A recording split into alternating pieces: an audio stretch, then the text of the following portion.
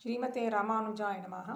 இன்றைய 16வது பாசுரம். நாயகனாய் நின்ற நந்தகோபனுடைய கோயில் காப்பானே, கொடிதோன்றும் தோரணவாயில் காப்பானே, மணிக்கதவம் தாழ்த்திரவாய் ஆயர் சிறுமியரோ உமக்கு, அரைப்பறை மாயன் மணிவண்ணன் நென்னலே வாய் நேர்ந்தான், தூயோமாய் வந்தோம் துயிலெழப் பாடுவான், வாயால் முன்னம் முன்னம் மாற்றாதே அம்மா, நீ நேய நிலைக்கதவம் நீ கேளோர் எம்பாவாய்.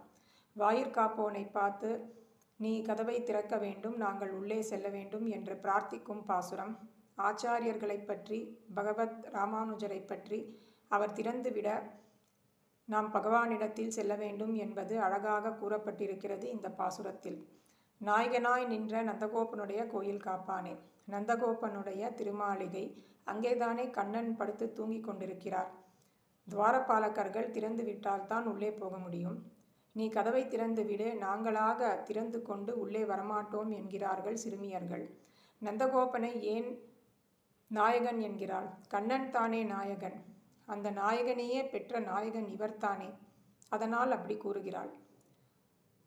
கொடி தோன்றும் தோரண வாயில் காப்பானே. கோயில் காப்பான் 8 பேர், வாயில் காப்பான் 8 பேர்.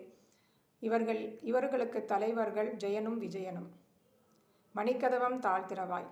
மணிகள் எல்லாம் பொருத்தப்பட்டிருக்கும் அழகான கதவு, பார்க்கவே அழகாக இருக்கும். நீ கதவை திறக்க வேண்டும் என்று பிரார்த்திக்கிறார்கள் சிறுமியர்கள். உள்ளே இருப்பவர் சொல்கிறார், இந்த ஊரில் அப்படியெல்லாம் கதவை திறக்க முடியாது. இந்த ஊரில் கண்ணன் வந்ததிலிருந்து கம்சன் ஒவ்வொரு அசுரனாக அனுப்பி கொண்டிருக்கிறான். இது என்ன அயோத்தியா? இது கோகுலம். அயோத்தியில் எல்லாமே நன்றாக இருக்கிறது. இந்த ராமனின் தந்தை தசரதன் ஒரு பெரிய சக்கரவர்த்தி. ராமனுக்கு ஒவ்வொரு தம்பியும் ஒரு தனி சேனை. ஊர் மக்கள் எல்லாரும் ராமனுக்கு என்ன வேணும்னாலும் பண்ணுவதற்கு தயாராக இருக்கிறார்கள். அயோத்தியின் விஷயமே வேறு. நந்தகோபனுக்கு வெளுத்ததெல்லாம் பால். பெற்றவர் வசுதேவர் சிறையில் இருக்கிறார். கூட பிறந்த பலராமன் கண்ணனை பற்றி கோல் மூட்டி தாயிடம் சொல்லுவார். இப்படியெல்லாம் கதவை திறந்து ஆபத்தை வரவழைத்து கொள்ள தயாராக இல்லை என்றார். ஆயர் சிறுமியரோ, கொஞ்சம் கூட நியாயமாக பேச மாட்டியா? நாங்கள் சின்ன குழந்தைகள் வந்திருக்கிறோம், நாங்கள் கோபிகைகளாக பிறந்திருக்கிறோம், சின்ன பெண்களாக வந்திருக்கிறோம் என்றார்கள் இவர்கள். சூர்பனகையும் பெண்ணாகத்தானே வந்தால், அப்படி வந்துவிட்டால் என்ன செய்வேன் என்கிறார் அந்த வாயில் காப்போன். நாங்கள் ஆயர்களாச்சே, கூத்தனையும் ஆயர் வேஷத்தில் தானே வந்தாள் என்று சொல்கிறார் அவர். இப்படியெல்லாம் நீ சொல்லாதே, நீ திறந்து விட்டால்தான் நாங்கள் கண்ணனை சேவிக்க முடியும் என்றார்கள் இந்த சிறுமியர்கள். அரைப்பறை மாயன் மணிவண்ணன் நென்னலே வாய் நேர்ந்தான். சரி, நீங்கள் எதற்காக இப்பொழுது வந்திருக்கிறீர்கள் என்றார் இவர். பறை, கண்ணனிடம் பிராபியம் புருஷார்த்தம் கைங்கரியம் பிரார்த்தித்து வந்தோம், கண்ணனையே பயனாக கொண்டு வந்தோம் என்கிறார்கள். நீங்கள் இன்று தானே வந்து விண்ணப்பம் கொடுத்திருக்கிறீர்கள், 4 நாள் கழித்து கண்ணனிடம் சொல்லுகிறேன் என்றார் அவர். நாங்கள் ஏற்கனவே கண்ணனிடம் பேசி வைத்து விட்டோம். என் மாளிகை கதவு எப்பொழுதும் உங்களுக்காக திறந்தே இருக்கிறது, அவசியம் வாருங்கள் என்று சொன்னார் அவர். கண்ணன் எங்கள் காலிலே விழுந்திருந்த காலம் உண்டு. நாங்கள் வந்து உன் காலில் விழும்படி இன்று ஆகிவிட்டதே. எப்படியெல்லாம் பேசினார் தெரியுமா கண்ணன்? ஆனால் அதெல்லாம் உண்மையா என்று இப்பொழுது எங்களுக்கு சந்தேகமாக இருக்கு. நீங்கள் கேட்கிறது எல்லாம் கொடுக்கிறேன் என்று சொன்னார் இந்த கண்ணன்.